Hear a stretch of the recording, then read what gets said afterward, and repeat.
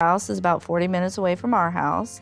We feel like it's important to have a... When a member of the Little Johnston family was hurt in a horrifying accident, the family suffered a great tragedy. An update on the patient's condition has been provided following the first potentially fatal incident. How is the TLC relative doing these days?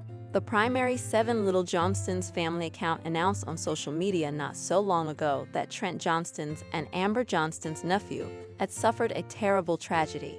As it happens, on July 19, this family member was involved in a minor collision.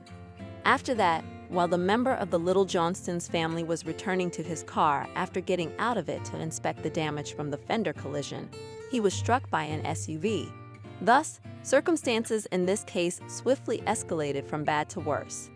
In September, the 7 Little Johnston's account posted an update stating that many injuries needed to be treated and many things needed to be recovered from after this awful catastrophe. The nephew survived the incident, but his recuperation would be a drawn-out and agonizing process. He sustained an aortic dissection, 14 broken ribs, cervical fracture, torn liver and spleen, orbital fracture, tromalialar ankle fracture, and brain bleed, the official 7 Little Johnston's social media account stated, describing his injuries. They went on to say, miraculously, he is alive. There was no brain injury to him. It's thought that his dwarfism-related thoracic structure is what kept him alive.